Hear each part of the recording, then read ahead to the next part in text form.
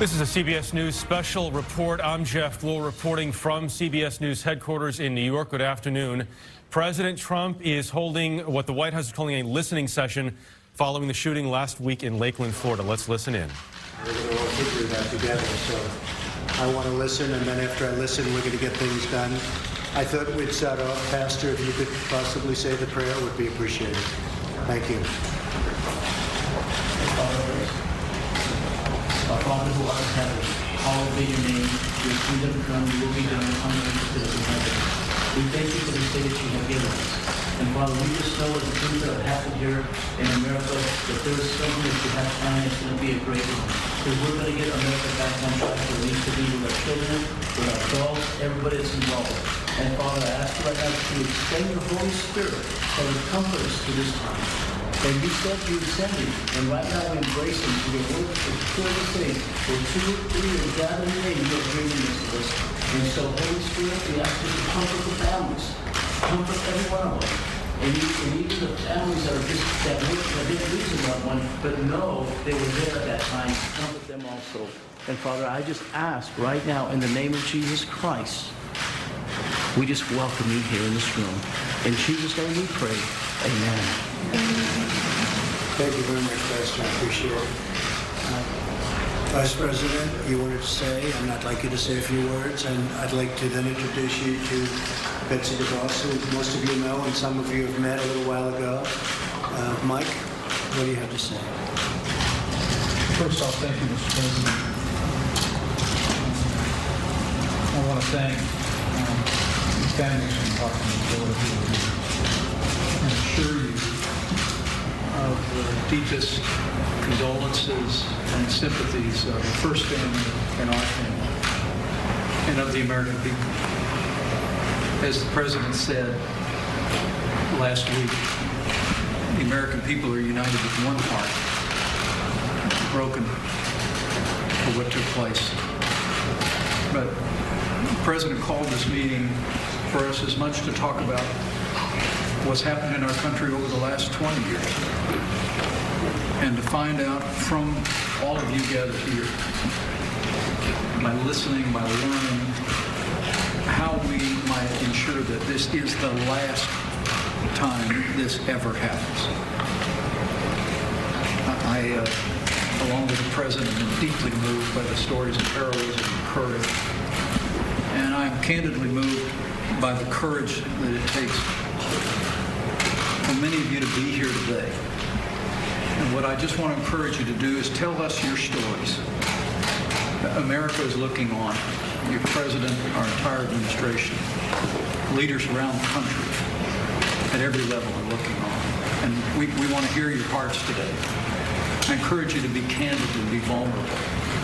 Share with us not only your personal experience, but what it is that you would have us to do.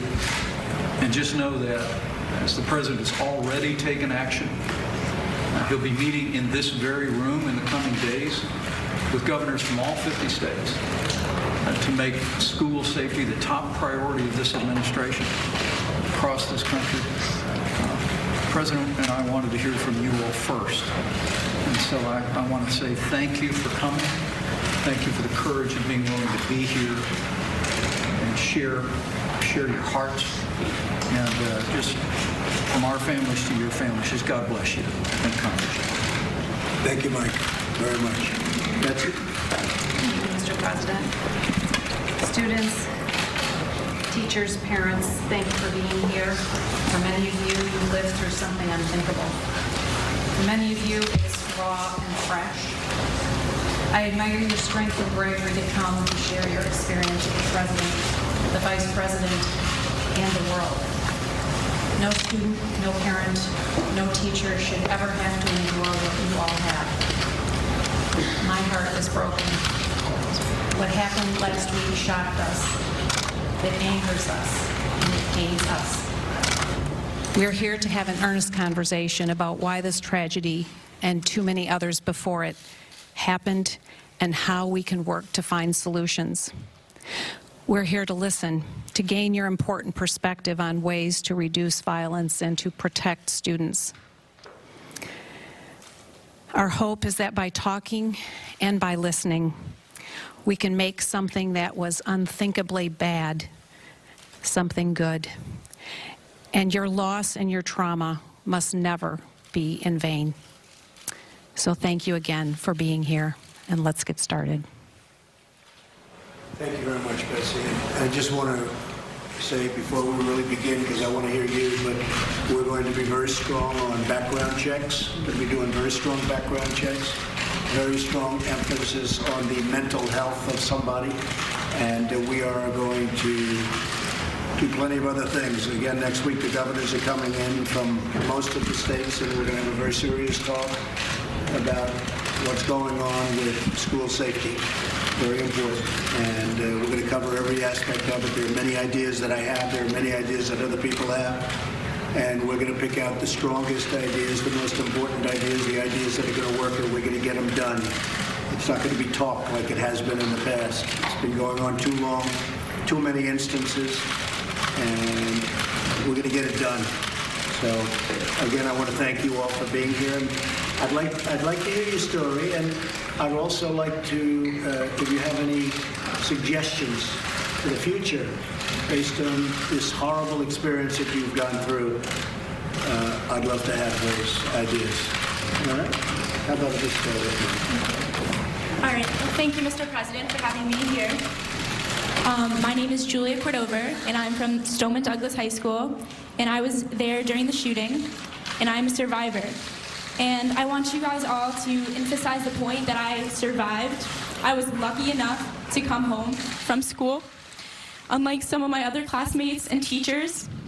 And it's very scary, and knowing that a lot of people did not have this opportunity to be here still is mind-blowing. And I feel like there is a lot to do, and I really appreciate you hosting me and what you were saying. I'm confident that you'll do the right thing, and I appreciate you looking at the bump stocks yesterday. That means it is definitely a step in the right direction, and I think we can all agree on that. There's definitely a lot more to go, but I am just grateful that I'm here, and we can try to work out something, maybe compromise on some solutions, so this never has to, no child, no person in this world will ever have to go something through so horrific and tragic, and my thoughts and prayers are out to everyone there, so thank you. Hello, my name is Jonathan Blank. I go to Stoneman Douglas, and I was actually in the second classroom that was shot at. In my mind, as a kid, nothing ever that horrible should ever have to happen to you, and you can't even think about it. Like, it doesn't even seem real still. Everything seems fake. I don't even know what's going on. It's just crazy. Everything happening. It's just so tragic. Thank you for everything. You've done a great job, and I like the direction that you're going in. Thank you. My name is Melissa Blank. Jonathan is my son, and I am a teacher's aide at Westlakes Middle School that was also on lockdown. So I couldn't get in touch with my son to find out if my son was alive. I feel for all of these families, my heart is just broken for my whole community. We're coming together. I feel for all the families who have lost, and I feel for the ones that are here, because we now have almost a guilt like I have. Why not my child, which I feel bad saying. I'm happy that he's here with me, but I feel so bad for all of you who have lost so many. And I'm just begging for a change. We need a change. Thank you. Do you mind, may I pass the microphone back to my daughter, because I think she has some nice solutions, and if that's okay with you? Sure. Thank you. Hi. My name is Carson Abt. I'm a junior, and I was at Marjorie Stoneman Douglas at the time of the shooting. And I know that there are a lot of different solutions that we can go through to help eradicate this issue, but one that stuck out to me was about all the drills and protocols that my teachers had to go through. They knew what to do once the code red for an active shooter was announced, but through research I found that only 32 states require drills. But of those 32 states, more than half of the counties do not go through the drills because they want to spend their resources towards something else. And I know that a bill was also passed that declared that each school has to go through one drill each month. But I know that my school, we go through fire drills every month, and we have not had our lockdown drill yet this year. And I think a change that will increase all the trainings and protocols, so if God forbid another shooting does happen, at least all the teachers will be prepared and can hopefully keep their students calm. That's great. Thank you very much. Thank you. Please. Hi, my name is Ariana Klein. I would just like to say thank you for leading this country. You're a great leader, and I appreciate the direction that the country is going in. I'm a junior. I attended Stoneman Douglas, and I just want to say that everybody right now is so stuck on what they believe that they're not even listening to what other people believe. We need to listen to the other points of views. We all need to realize that we all have different points of views, and that we need, this solution is not going to be a singular thing. It's going to be multifaceted, and it's going to be created by a collection of different people working together, and we all have to realize that we all have our opinions, and together we're going to be able to work to a solution. And this is not just Parkland anymore. This is America. This is every student in every city and everywhere. It's everybody. It's not small. It's everything. I'd just like to say thank you for having us, giving us the opportunity. Appreciate it. My name's Fred Abt. I'm Carson's dad. I'm going to pass the microphone along to some of the other students. If we have a chance later on, perhaps I'll speak or other parents could speak, but I'd like the students to get their chance. Very nice. My name is Justin Gruber, and I was at the school at the time of the massacre. I'm only 15 years old. I'm a sophomore. 19 years ago, the first school shooting at Columbine High School happened, and I was born into a world where I never got to experience safety and peace. There needs to be a significant change in this country, because this has to never happen again, and people should be able to feel that when they go to school they can be safe. And because there needs to be a change,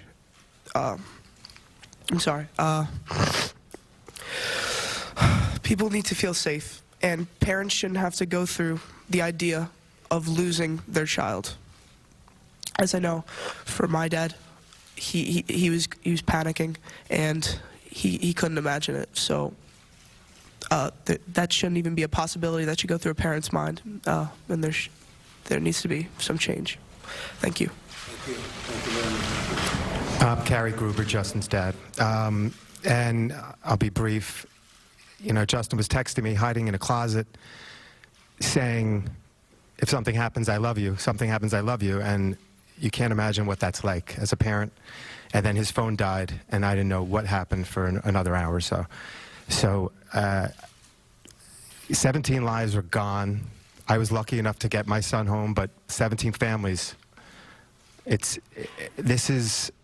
not left and right. It's not political. It's a human issue.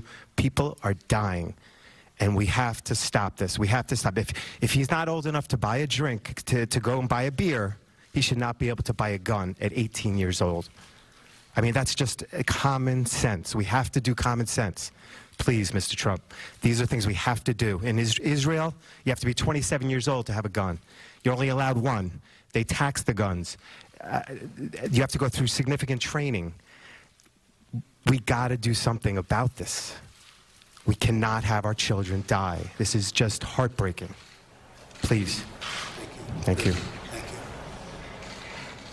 You are listening to a listening session that is taking place at the White House with students and parents, both who were involved in the Parkland tragedy 1 week ago today and also in other school shootings. This will continue, and our coverage will continue on CBSN as this White House listening session continues. The president said at the beginning he's going to be strong on background checks and mental health, and that governors will be at the White House next week to talk about more solutions. You've heard a number of students talk about improving the drills. You just heard that father in particular talk about guns, and that he believes 18-year-olds and 19-year-olds should not be able to buy them. We've also been watching what happened in Florida today as a number of walkouts happened as students left their schools to protest gun violence and the shootings that have happened in Parkland and other places. Again, the listening session will continue on our streaming news service, CBSN. We're going to have much more on your local news tonight on this CBS station, and then right here tonight on the CBS Evening News, we'll also look back at the life of evangelist Billy Graham and listen to his words this evening. Until then, I'm Jeff Glor, CBS News in New York. For news 24 hours a day, go to cbsnews.com. In the house. About 3 weeks ago. It's been a mystery for a year. 3 weeks ago? Yes, ma'am. It's been a mystery for a year. We do encounter a lot of violence and things, most of the time at night, but a lot of the times it's in like the daytime too. So our schools, we do take preventative measures and everything to stop that. Like, we check bags at the door and everything, and it does make us, at first we're like, no, we don't want to do this, but then we realize it's for our safety. But we wanted to make sure that it continues and that nothing can ever slip up to for these things to happen, like in school, counseling for our students who are struggling with fear and bullying. Bullying triggers emotions that will make a student want to bring like a weapon to school to protect themselves or to get revenge for a person who that did something to them. So we just want to have a lot of preventative measures to be in the schools and also outside of school to make sure that nothing can happen to us while we're in school. Hello, Mr. President. Thank you for having us. I'm Christine Hunchofsky. I'm the mayor of the city of Parkland. We have a great city. It's been one of the safest cities in America, and the fact that this happened in our city means it can happen anywhere. We are blessed that we are a very close-knit, family-oriented city, and our community is coming together. We lost 17 lives, but the ripple effects throughout the community are devastating. I have spent the last week going to funerals. Friends of mine lost their children. We have to, at some point, care enough and be strong enough to come up with solutions. And I hope we will. And if I might, I had 2 parents who lost children this past week text me some of their thoughts, if I might share them with you. Thank you. I spoke to Jennifer and Tony Montalto. They just had buried their daughter, Gina, yesterday. And their comments were, so Tony is an airline pilot, and he said he supports the Second Amendment, but he does not believe there's a need for assault rifles. He also said that the FBI, there were signs missed, and it reminded him of 9/11. So we do have to work on making sure that our protocols are in place so that people don't slip through the cracks, literally in this case. We also talked about the red flag laws. I think there's a little progress being made in Florida now on the red flag laws, which is when somebody shows signs of hurting themselves or someone else, you can take their gun away from them. Fred Guttenberg, the service for his daughter Jamie was last week on Friday, and he would like the administration to publicly acknowledge the role of guns. Now, these 2 parents talked about guns, and there are absolutely lots of areas where there's room for improvement. Lots of areas, from mental health, from teacher training. But also, part of that is also the gun issue. So it's not that it's just those and not the gun, it's all of them.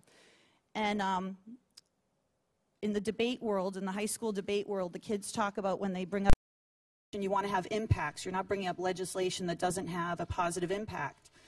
And what is the positive impact of having legislation that stops assault rifles, bans assault rifles? It could save a life. And that needs to be a priority in any case. And when we talk about rights, so we have the right for free speech. But if free speech in any way endangers someone, it gets restricted. And I think I appreciate that we're coming here to listen, and I appreciate that we're coming here to look at all different perspectives, because we need action and we need to be solution-oriented. Thank you. Thank you, Mark. Appreciate it.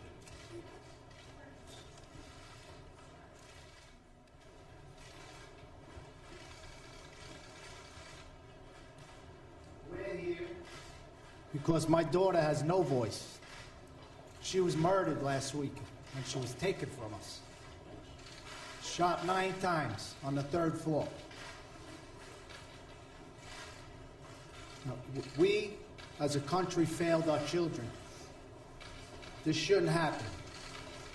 We go to the airport. I can't get on a plane with a bottle of water, but we leave it. Some animal could walk into a school and shoot our children. It's just not right, and we need to come together as a country and work on what's important, and that's protecting our children in the schools. That's the only thing that matters right now.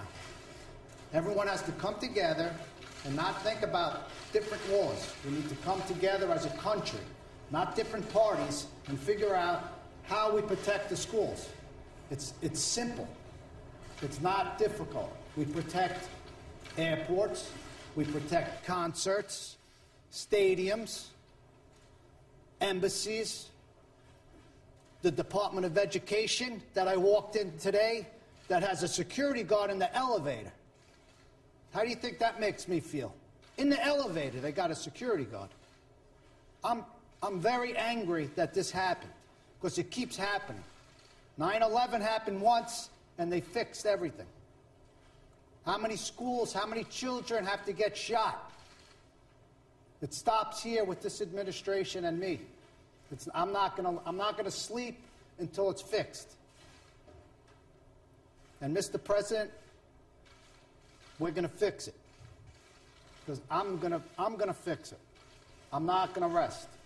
And look at my boys need to live with this. I want to see everyone. You guys look at this. Me, I'm a man, but to see your children go through this, buried their sister. So that's what I keep saying this, because I want it to sink in, not forget about this. We can't forget about it. All these school shootings, it doesn't make sense. Fix it. It should have been one school shooting, and we should have fixed it. And I'm pissed, because my daughter I'm not going to see again. She's not here. She's not here. She's in North Lauderdale at whatever it is, King David Cemetery. That's where I go to see my kid now. And it stops. We all work together and come up with the right idea, and it's school safety. It's not about gun laws right now. That's another fight, another battle. Let's fix the schools, and then you guys can battle it out whatever you want. But we need our children safe. Monday, tomorrow, whatever day it is, your kids are going to go to school. You think everyone's kids are safe? I didn't think it was going to happen to me. If I knew that, I would have been at the school every day if I knew it was that dangerous. It's enough. Let's get together, work with the president, and fix the schools. That's it. No other discussions. Security, whatever we have to do. Get the right people, the consultants. These are our commodities, man. I'm never going to see my kid again. I want you all to know that. Never, ever will I see my kid. That's how I want it to sink in. It's eternity. My beautiful daughter, I'm never going to see again. And it's simple. It's not, we could fix it.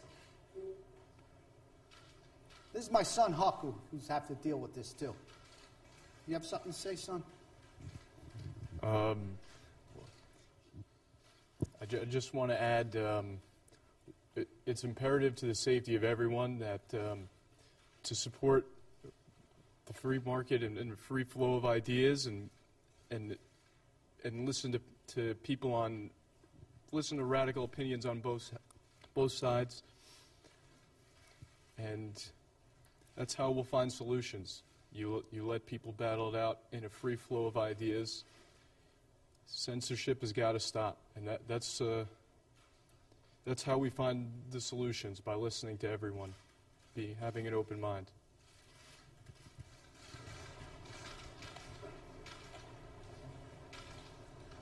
This is my son, Hunter.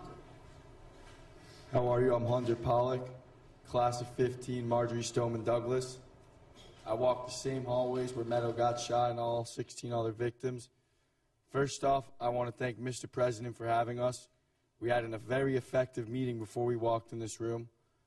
Mr. Vice President as well, and Madam Secretary.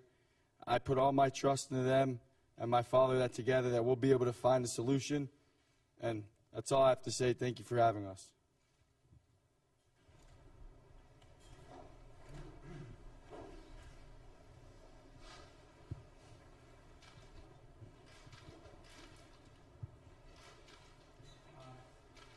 My name is Sam Zeif. I'm a student from Marjorie Stoneman Douglas in Parkland. And I just want to take a second first to thank you for having me, Mr. President, Mr. Vice President, Madam Secretary. I was on the second floor in that building, texting my mom, texting my dad, texting 3 of my brothers, that I was never going to see him again. And then it occurred to me that my 14-year-old brother was directly above me in that classroom where Scott Beagle was murdered. Scott Beagle got my brother into class. He was the last kid to get back into that class. And I'm sure a lot of you have read my texts on the internet with my brother. I didn't plan for them to go viral. I just wanted to share with the world, because no brothers or sisters or family members or anyone should ever have to share this. And that's why I'm here. I lost a best friend who's practically a brother. And I'm here to use my voice because I know he can't. And I know he's with me, cheering me on to be strong, but it's hard. And to feel like this, it doesn't even feel like a week. Time has stood still.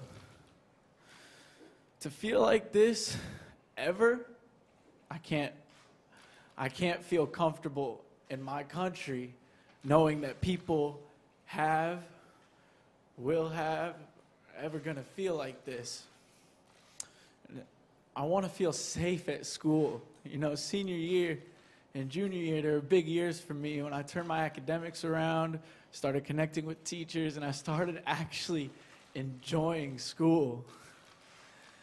And now, I don't know how I'm ever gonna step foot on that place again, or go to a public park after school, or be walking anywhere.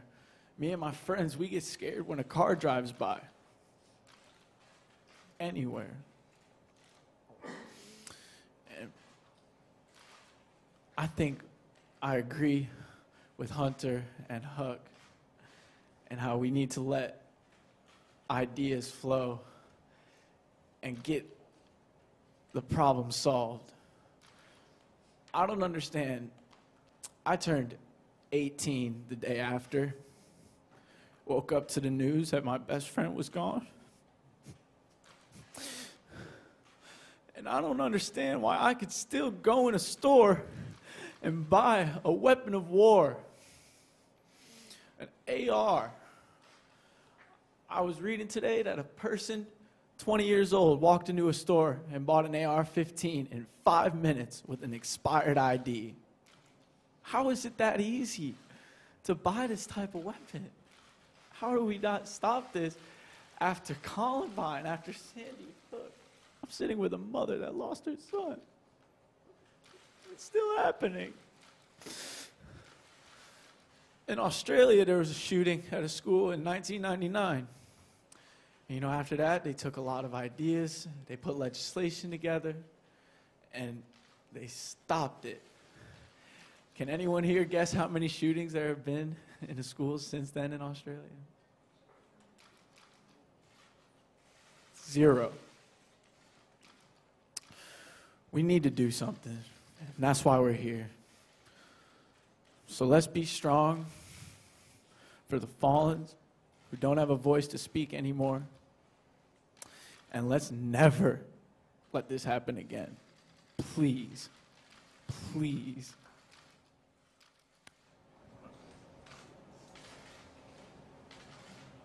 Mr. President, Mr. Vice President, Madam Secretary,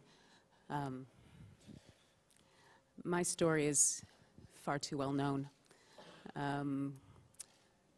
I had 2 sons who were at Sandy Hook School. My eldest, who was 8 at the time, survived, and my 6-year-old son, Dylan, did not. And I have been working tirelessly on this issue for over 5 years now. The organization that I help lead, Sandy Hook Promise, is very focused on keeping kids safe at school because no parent should go through this. Every parent who sends their kid to school should know without any question in their mind that they're going to be coming home that day. This is not a difficult issue. You're absolutely right. There are solutions, and this administration has the ability to put them in place. And after Sandy Hook, they said we wouldn't let this happen again, and yet it has continued to happen for 5 years. How many more deaths can we take as a country? How many more teenagers and 6- and 7-year-olds can we allow to die? Don't let that happen anymore on your watch. There are things that you can do right now. Mental health, you mentioned earlier. Funding for that would be very much appreciated. The Stop School Violence Act, enabling prevention programs and reporting systems in schools across America. It's already passed through the House. It's in the Senate right now. Urge swift passage of that. That can get a lot of help to schools. I absolutely agree. Since Sandy Hook, there's been an increase in school safety and security. We've invested a lot in the bricks and mortar of our schools. We've invested a lot in the security of our schools. I think we also need to focus on prevention. How do we prevent these acts from happening? How can we help identify and get help for people who are at risk of hurting themselves or others before they pick up any weapon? That's what we need to focus on by preventing these acts, and you have the ability to do that. There's legislation available to you right now. There are free training programs, such as our Know the Signs programs, available across the states. Right now, you could mandate these sorts of programs. You could ensure that schools, students, and educators are trained how to recognize these signs and to know what to do when they see them, and then to ensure that those tips are followed through. This is not difficult. These deaths are preventable. And I implore you, consider your own children. You don't want to be me. No parent does. And you have the ability to make a difference and save lives today. Please don't waste this. Thank you.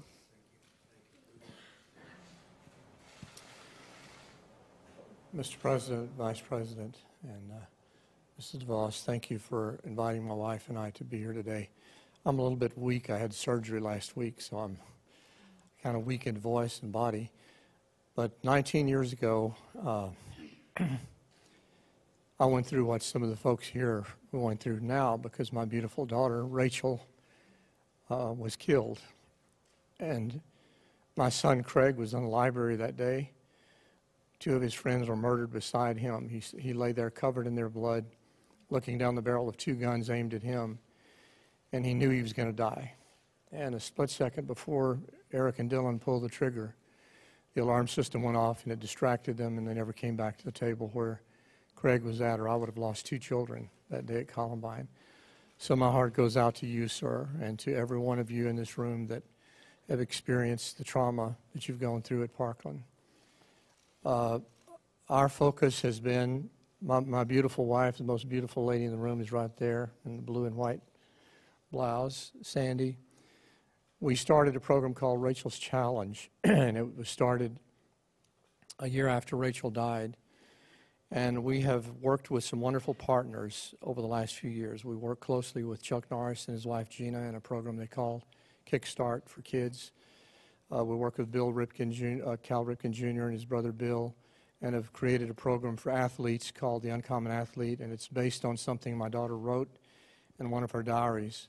We partner with Dr. Robert Marzano, who's one of the top K-12 researchers in the country, and a program called Why Try, all dear friends, and another program called Love and Logic, Dr. Jim Fay, one of the largest parenting programs. All of us combine our efforts together. Our organization has reached over 28 million students in the last 19 years, and we have seen 7 school shootings prevented. We see an average of 3 suicides prevented every single week of the year, over 150 a year. I have a little book with me that I'd like to leave with you. It's got letters from students. We don't edit them. These are emails from students who are planning to commit suicide. And we see 3 of those every single week, students that have changed their mind. And if you don't mind, I just want to share one simple principle with you that we've learned over the years as we've worked with millions and millions of young people. And it comes from something you said last week in your speech, and it was that we must create a culture of connectedness. We must create a culture in which our classmates become our friends. That's something we've learned how to do over the years. We have over 28 different programs, and we see children connect with one another. Every single one of these school shootings have been from young men who are disconnected, and we talk a lot about the mental health issues, but it actually goes deeper than that, because there's a lot of mentally ill children that are kind and compassionate. And so we work with those children every single day of the year, of the school year, but there's always the one with a propensity to violence. And so one of the things we have learned, and we train young people and we train teachers, that the focus must not be just on unity or diversity. Because if you focus too much on diversity, you create division. If you focus too much on unity, you'll create compromise. But if you focus on relatedness and how we can relate with one another, then you can celebrate the diversity and you can see the unity take place. I'm all for diversity, I'm all for unity, but the focus really needs to be on how can we connect. And that's something that we and our organizations have learned. One thing we have learned is how to connect students with each other, with themselves, with their teachers, and with their parents. And I would love to share more as we have a chance to do so. Thank you again for having us today.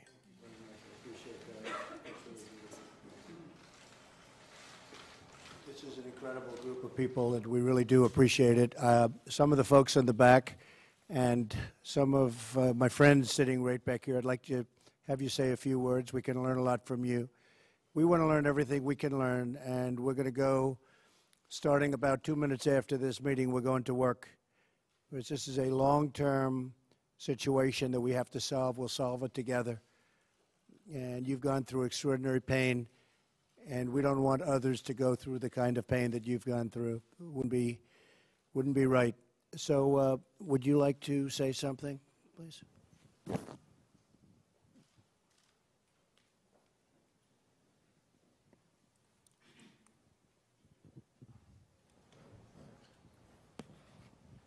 Thank you, Mr. President. My name is Curtis Kelly. I represent Thurgood Marshall Academy here in the District of Columbia. Thank you, Vice President, Madam Secretary, for having myself and Gregory Baldwin, who represent Thurgood Marshall. My tragedy started September the 20th of last year, where I have 2 twin sons that attend Thurgood Marshall, and they are elite athletes, Junior Olympics. My son was a youth council member for the District of Columbia in Ward 5. And one day this is after school. Now I agree we need to protect our kids in schools, but we need to protect them on their safe passageways home as well. And their extracurricular activities and their parks and recreations and everything that they try to go for their peace in. So my son Zaire Kelly went to College Bound right after school to announce that he was declaring for his college to run track and to further his education and become mayor of District of Columbia or something like that. On his route home, he got a text from my son Zion Kelly, who was going to make it, but when he found out there was press, he decided not to. Because locally we were burnt by the press. Zion is texting Zaire, watch out, there's someone in our passageway coming home. And in a split second, Zaire was just walking home, maybe from this distance to where the curtains are. He was that close to home when a thug came out to try to rob Zion. And he tried to rob Zaire. He tried to rob Zion 20 minutes earlier. Came back because he was upset. He didn't get them students. Those fast track kids, I'm going to come back and get them. He went, caught my son, got an altercation over a cell phone. Shot my son in the head, and now he's not here with us. That day I could have lost 2 sons. But the tragedy that my family have to live with after losing Zaire is I have another son that attends Thurgood Marshall. We've been taking him to all types of family counseling and therapy, and the school has been affected, the community has been affected, and the local politicians said, so what we want to do is stand up for our students in the community. Give us some solutions as to what we can do. So myself, along with Helping Hands Inc. DC, came together and got with our attorneys and everyone else and said, okay, we're going to do some research and find out what legislation can be found that can better serve to protect our students in their safety zones and their school zones. And it's been a fight because everybody show up for photo ops. All the politicians show up to say, we're going to get it done. We're going to protect our kids. But just a couple weeks later, school shooting, just like we all hearing about all these experiences at Ballou Senior High School, kid gets shot in school. Dunbar, kid gets shot in school. In our schools, on their safe passageway home, their parks and recreations, extracurricular, our students have to be protected. Our students have to be protected. One local legislator asked me, how do you define students? How would a criminal define students? You would define them after you commit a crime against them. The students are crying. They're calling for a national standout day, April the 20th, in celebration of Columbine, because the same incidences keep happening, not just in our schools, in our communities as well, to upstanding citizens, to those that's doing the right thing. And we as parents, yes, we're trying to fight to pass legislation just like you, locally. But nationally, this campaign has grown. And it's affecting all of us, all our kids. There's gun violence. Gun violence. So I thank you. That's my story. And we're going to keep fighting, and we're going to keep trying to pass legislation, and we're going to keep fighting for our students at Thurgood Marshall and here in the District of Columbia and across America as well. Thank you very much. It's incredible. Very sad. Thank you very much. Does anybody have an idea for a solution to the school shooting and the school shootings that we've gone through over the years, and we've seen too much of it, and we're going to stop it? And there are a lot of different ideas. I can name 10 of them right now. Does anybody have an idea as to how to stop it? What is your recommendation to stop it? Yes.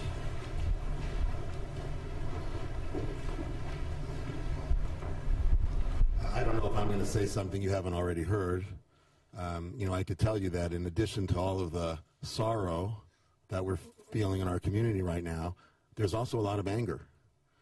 Anger that the police can visit a person dozens of times and not take action. Anger that the FBI could get at least 2 credible tips and not take action.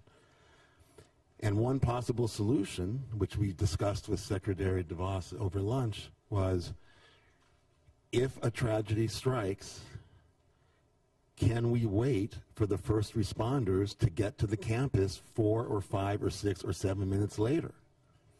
And one possible solution, which may not be very popular, would be to have people in the school, teachers, administrators, who have volunteered to have a firearm safely locked in the classroom, who are given training throughout the year. There are plenty of teachers that are already licensed to carry firearms. Have them raise their hands to volunteer for the training, and when something like this starts, the first responders are already on campus. And if it's not the teachers, you could have people that work on the campus. A custodian could be an undercover policeman. Someone who works in the library or the lunchroom could be an undercover policeman. He serves lunch every day, but he also has a firearm at the ready. A guidance counselor.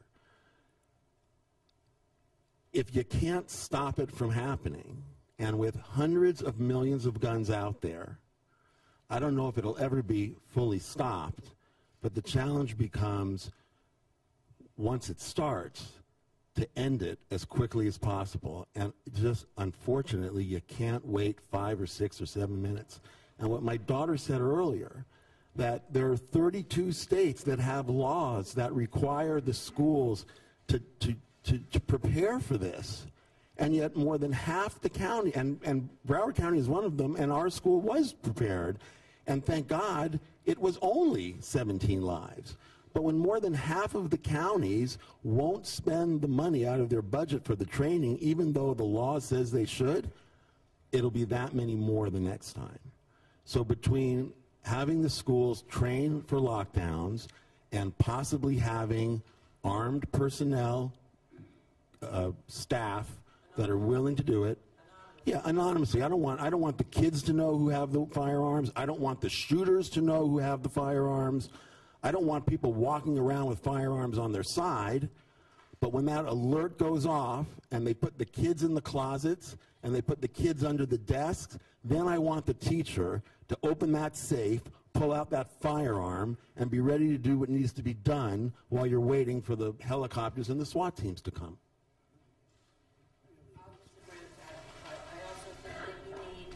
More deputies. So you have a campus of Stoneman Douglas with, I think, what, 3,200 with one deputy? One. And if that deputy leaves for training, we need another deputy there. Yeah. The other thing is communication.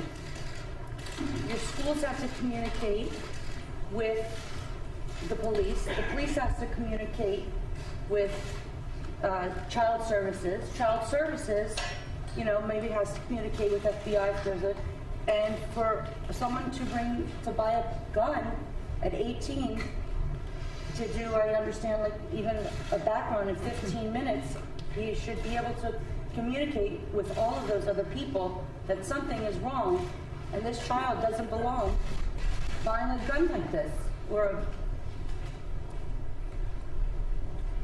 Mr. President? Yes, President. Mr. Vice President, Madam Secretary, thank you for having us. I think what you're hearing today is no lack of solutions. I think what we've had to date is a lack of leadership. And I have confidence that you will bring out that leadership that we need to finally take the action that needs to be taken. Because there's not one solution. There's many solutions. And you're hearing some of those here today to resolve it, to address this. Our schools are soft targets. We need to harden the targets by making them increase our deterrence capabilities so that potential murderer knows that that's not going to happen, that there's going to be people there ready to respond that the minute something happens, our technology will pick up that an incident has occurred and it will be responded to immediately. And also the children and the teachers know what to do in that instance. They're communicated with effectively. You know, we need to identify where there's mental health issues among the student population. The kids at the school knew this person. They knew he was an issue.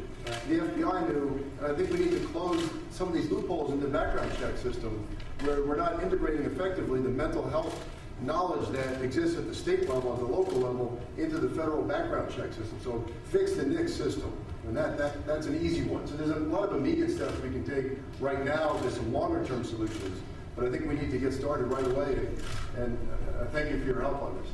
Well, thank you, too. And I will say, again, background checks are going to be very strong.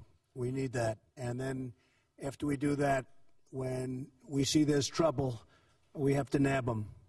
You know, years ago we had mental hospitals, mental institutions. We had a lot of them, and a lot of them have closed. They've closed. Some people thought it was a stigma. Some people thought, frankly, it was the legislators thought it was too expensive. Today, if you catch somebody, they don't know what to do with him. He hasn't committed the crime, but he may very well. And there's no mental institution. There's no place to bring him.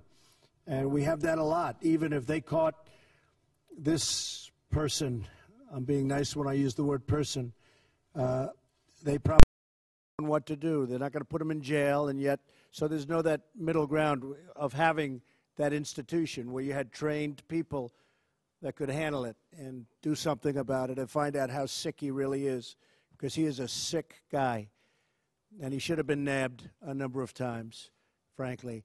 Your concept and your idea about it's called concealed carry, and it only works where you have people very adept at using firearms, of which you have many, and it would be teachers and coaches. If the coach had a firearm in his locker when he ran at this guy, that coach was very brave, saved a lot of lives, I suspect. But if he had a firearm, he wouldn't have had to run. He would have shot, and that would have been the end of it. And this would only be, obviously, for people that are very adept at handling a gun. And it would be, it's called concealed carry, where a teacher would have a concealed gun on them. They'd go for special training, and they would be there, and you would no longer have a gun-free zone. Gun-free zone to a maniac, because they're all cowards. A gun-free zone is let's go in and let's attack, because bullets aren't coming back at us. And if you do this, and a lot of people are talking about it, and it's certainly a point that we'll discuss, but concealed carry for teachers and for people of talent, of that type of talent. So let's say you had 20% of your teaching force, because that's pretty much the number. And you said it, an attack has lasted, on average, about 3 minutes. It takes 5 to 8 minutes for responders, for the police to come in. So the attack is over. If you had a teacher who was adept at firearms, they could very well end the attack very quickly. And the good thing about a suggestion like that, and we're going to be looking at it very strongly, and I think a lot of people are going to be opposed to it. I think a lot of people are going to like it.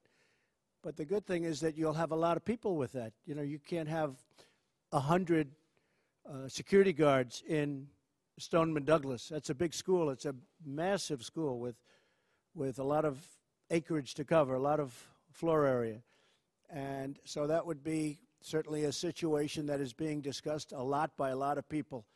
You'd have a lot of people that'd be armed, that'd be ready. They're professionals. They may be Marines that left the Marines, left the Army, left the Air Force, and they're very adept at doing that.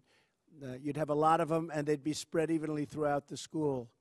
So the other thing, I really believe that if these cowards knew that the school was, you know, well guarded from the standpoint of having pretty much professionals with great training, I think they wouldn't go into the school to start off with. I think it could very well solve your problem.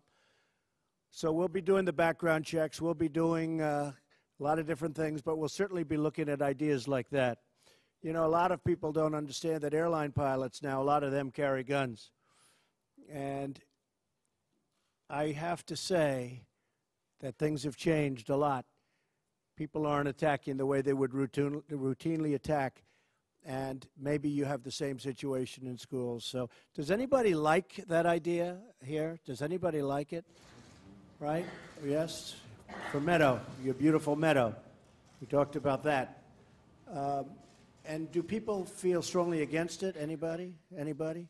Strongly against it? All right. I mean, look, we can understand both sides of it. And certainly it's controversial. But we'll study that along with many other ideas. Anybody else something to say? Yes, go ahead. I've been in thousands of schools across America, and I've noticed in Israel they have one hard entry point, and it's very well guarded.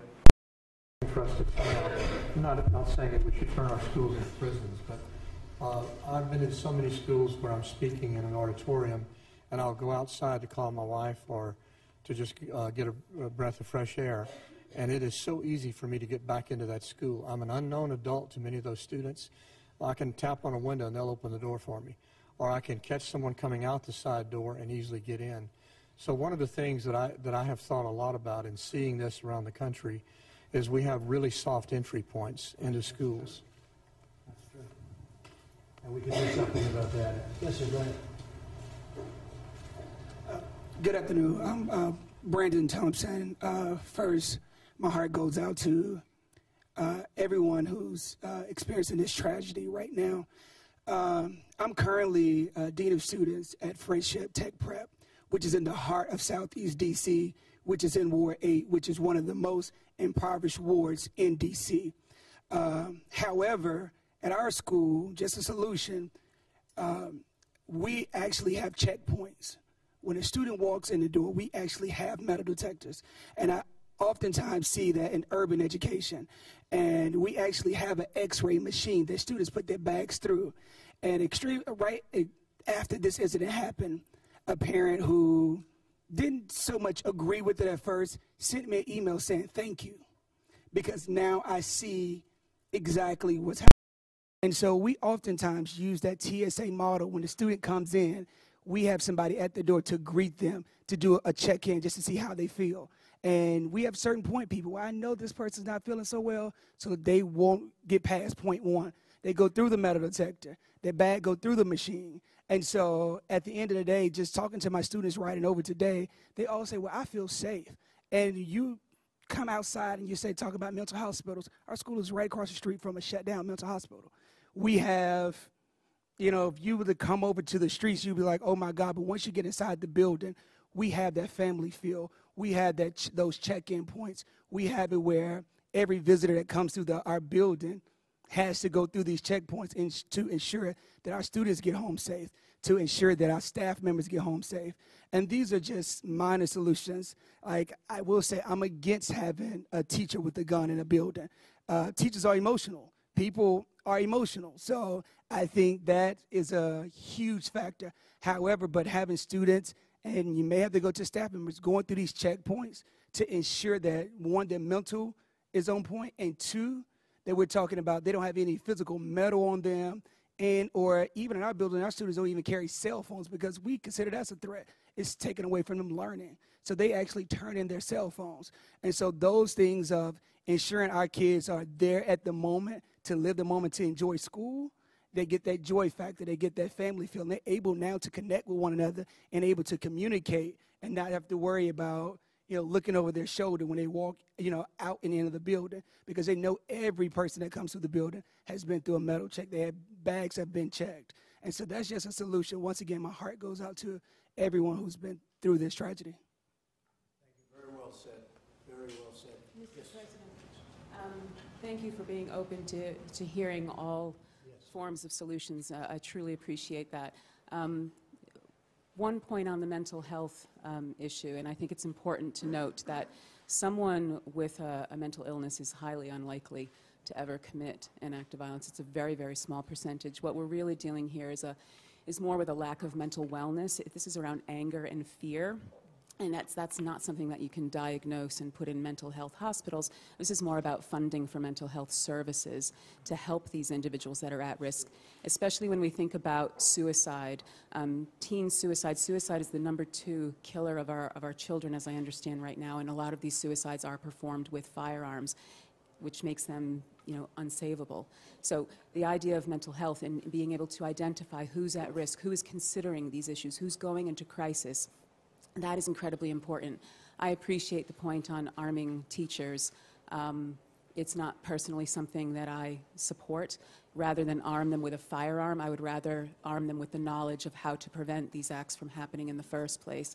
How do you identify the kids in your class that are most at risk? And then, most importantly, within a school, how do we have a safety assessment program so that schools know how to deal with all these threats, have established protocols to deal with them, and get underneath the surface of what's going on in that child's life, find out why they're on this pathway behavior, and intervene. This is about prevention. There are some fabulous solutions being talked about today which still go to imminent danger. Let's talk about prevention. There is so much that we can do to help people before it reaches that point. And I urge you, please, stay focused on that as well. It is the gun, it's the person behind the gun, and it's about helping people before they ever reach that point. Yes, go ahead. So, thank you. I fully respect all of our amendments, including the second. But in Maryland, they have proven that the Second Amendment does not protect these types of weapons. They have banned over 45 different kinds of assault weapons, including the AR. They have banned, they have limited magazine sizes. They have proven that it's not like we have to lose our Second Amendment. The Second Amendment, I believe, was for defense. And I fully respect that, like I said. But these are not weapons of defense. These are weapons of war. And I still can't fathom that I myself am able to purchase one. Anyone? I would like to talk, Mr. President.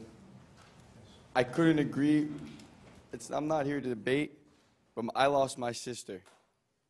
And like Mr. President said, if you could find 20% of maybe retired law enforcement officers or teachers who could go through discrete training to carry a firearm on this waist, it could have been a very different situation.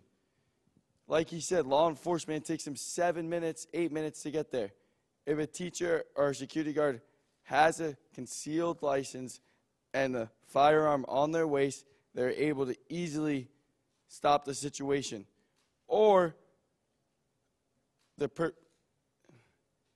bad guy would not even go near the school knowing that someone can fight back against them.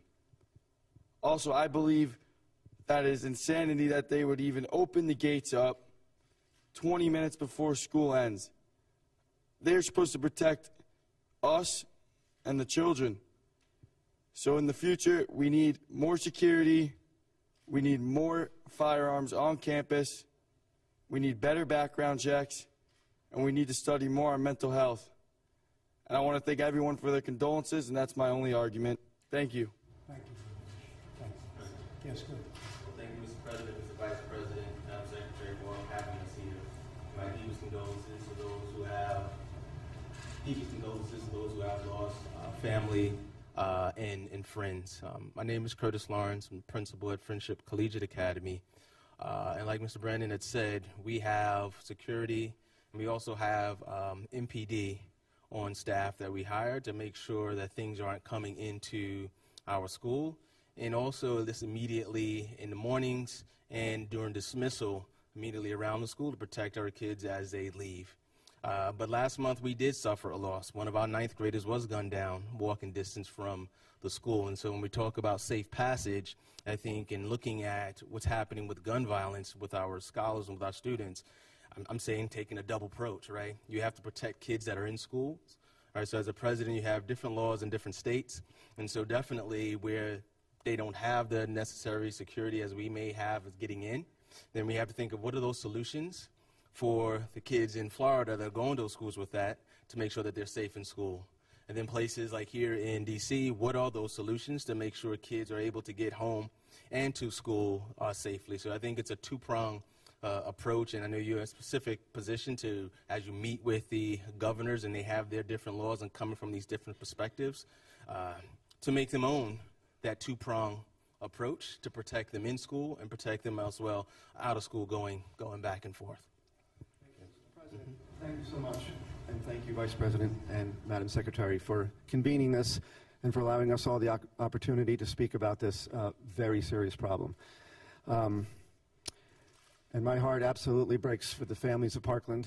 I have a sense of what you are going through now. I've been going through it for 5 years. This is my son, Daniel. He was 7 years old when he was shot to death in his first grade classroom in Sandy Hook Elementary School, just a little over 5 years ago. My wife, Jackie, could not be here today because she's a school teacher, and she takes that job seriously and sent me as the ambassador. Jackie is a career educator, and she will tell you she has spent over a decade in the Bronx. And she will tell you that school teachers have more than enough responsibilities right now than to have the awesome responsibility of lethal force to take a life. Thank you. Nobody wants to see a shootout in a school and a deranged sociopath on his way to commit an act of murder in a school with the outcome, knowing the outcome is going to be suicide, is not going to care if there's somebody there with a gun. That's their plan anyway. I am going to build on what my friend and colleague, Nicole Hockley, said. We tried this legislative approach. I've been in this building before, many times, wringing our hands, pleading with legislators, what can we do? Until we finally said, we have to go home and do this ourselves. And we built something. Sandy Hook Promise has built something that works.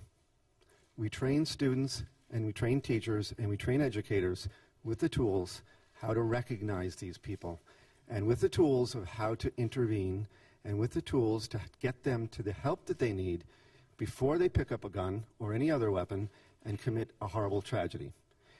It works. We don't charge for it. We're not asking for money. We've already stopped school shootings. We've already prevented suicides. We've already captured other social issues like bullying and cutting. We know that it works. We have a solution right here. We're asking for you to please help. We need to do this nationally now. Thank you. Mr. President, I'd like to take the opportunity to thank you and the Vice President, and to thank everyone here for joining us today, for telling your stories, for sharing your perspectives, and please know that this is the beginning of a long conversation. We are committed to seeing a solution to this very, very tragic and horrible situation, and so know that our hearts will continue to be with all of the families affected here. And thank you again for being with us today. Thank you, Betsy, and thank you, Mike, and thank you, everybody, for being with us. We're going to work very hard. It's very difficult, it's very complex, but we're going to find a solution. We have been looking at this issue for a long time, too long as far as I'm concerned, and you'll be back, but you'll be back in a much more positive light. We will get there. If you have any suggestions, if you have any feelings as to what we should do, because there are many different ideas. Some, I guess, are good, some aren't good, some are very stringent, as you understand, and a lot of people think they work, and some are less so. But in addition to everything else, in addition to what we're going to do about background checks, we're going to go very strong into age of purchase, and we're also going to go very strong into the mental health aspect of what's going on. Because here was a case where it cried out, this person was sick, very sick, and people knew he was very sick. And I know law enforcement's also, I think, really learned a lot from this event. We're also going to look at the institutions. We're going to look at what you do when you find somebody like this, because again, right now we're not equipped like we were many years ago. So we're going to look at that whole aspect of what's going on.